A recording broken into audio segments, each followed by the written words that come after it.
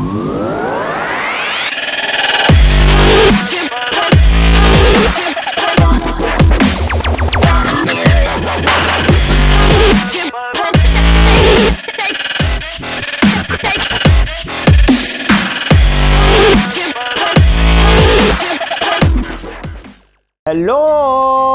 Anybody there? You know, what's actually crazy is if you think about it, if you go back 200, 300, 400 years and somebody showed you a little box that had somebody's head in it talking, they would think you're crazy. Like, what the heck? Or it's magic.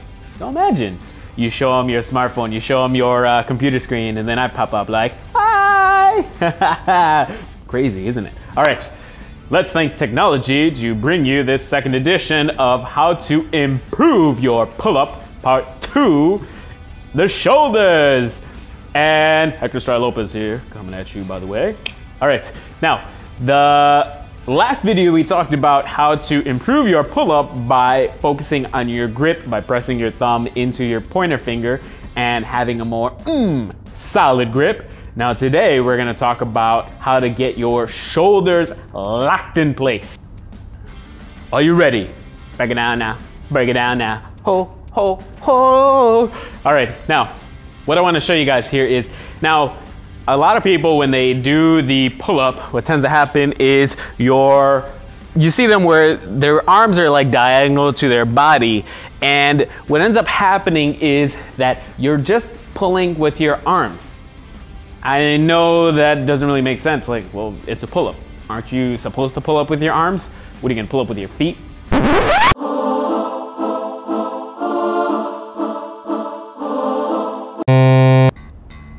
No, that's not how you do it. How you do it properly is you want to properly engage your shoulders so that you're also pulling with your back. In the next video, actually, I'll talk about a little bit more how you technically use your whole entire body to pull yourself up. But what I really want to focus on is your shoulders locking in place, getting nice and tight so that you're able to do a pull-up with your arms, shoulders, and back. Think about it this way. Now, you got a little choo-choo train when you're a little kid. And you know how like you pull that first cart and what ends up happening is as you pull the first cart, the slack gets taken out of the link, and then afterwards the second cart starts pulling, then the third cart, and then so forth. So as a result, you'll get a nice little choo-choo train. Now that's the same thing that ends up happening with the pull-up. When you're pulling, starting at your hands, what tends to happen is that transfer of energy goes to your shoulders, and if your shoulders are properly locked in place, think of it like that train where the slack gets taken out, and then boom, your shoulder starts generating the force, and then it transfers into your back, and then your back starts generating force to pull you up.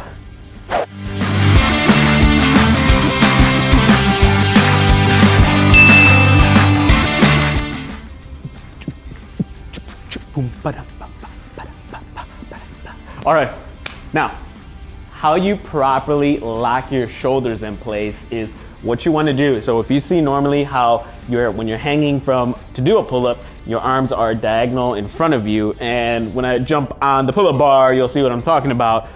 And what you want to do is actually, you can try this with me.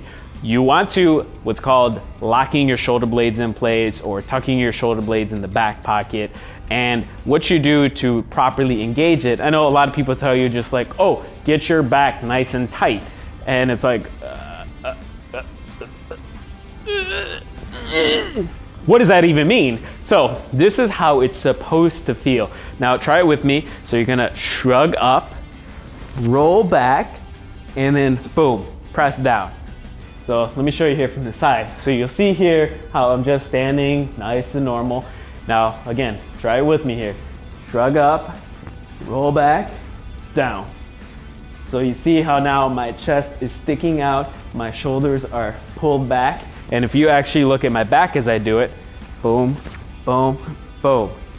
You see now how everything gets nice and tight in my upper back, as opposed to here where everything's just relaxed. So again, shrug, roll, down. And that's how you're able to, as you're doing a pull-up, You're here.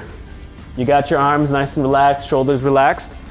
Shrug up, roll down. And now what you see here is, see how my arms are a little behind my head, or bicep is right next to the ear as opposed to here. Okay, let's jump on the bar and check that out. Are you ready? Because Sensei is ready to teach. Is the student ready? Let's do it. Now, what you're gonna notice here is in my shoulders, when I have my shoulders, I'll do, keep in mind, yesterday was back day, so it might not look as pretty, but I'll do my best here. What will happen is I'm gonna let my do 2-3 reps where my shoulders are relaxed, and you'll see that like my shoulder blades will be spread apart a little bit more. Whereas when I actually lock my shoulders in place, it'll be, my shoulders will go in nice and tight and they'll be a lot closer. So let me show you real quick here before I jump up there. All right, so here you see my shoulders are relaxed, and then here you see them, shoulder blades are tight. So you'll see the difference as I jump up and do it. Let's do it. All right, so these are the first ones with my shoulders just relaxed, how you normally see people doing pull-ups.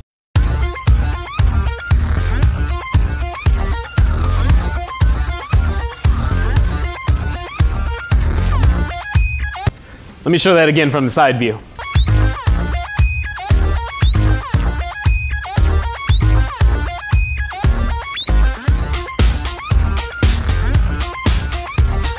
So if you notice how my arms, my head was like literally back and then my arms were forward. And yeah, I have this strength to literally muscle up to do the pull-up, but I'm using a lot of arm strength and I'm not really involving my back too much. So let me show you now with my shoulders locked, ready to go. Are you ready for this? Are you ready for this? Are you ready? Let's do it.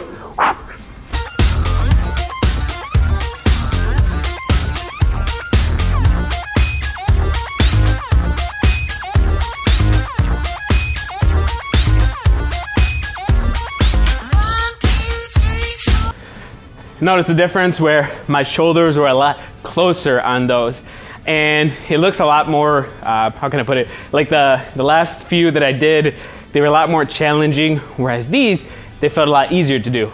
All right, let's jump into the side view one more time. Time to do the side view. Here we go.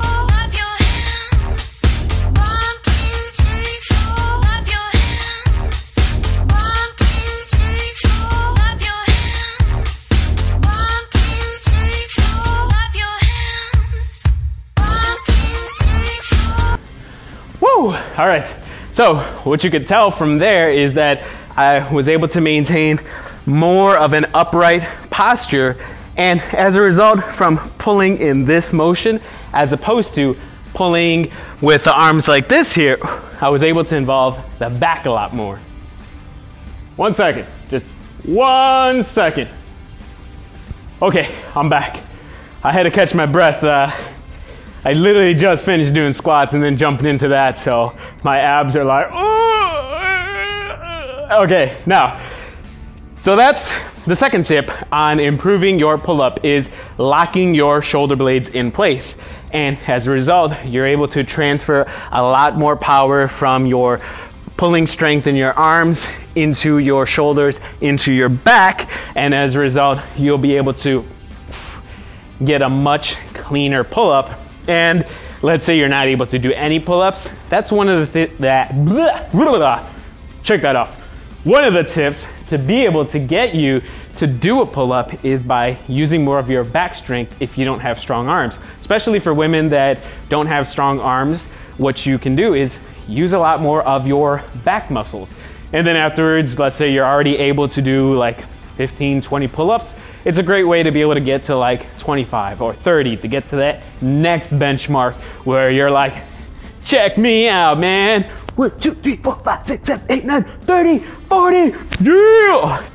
Watcha! There you guys have it.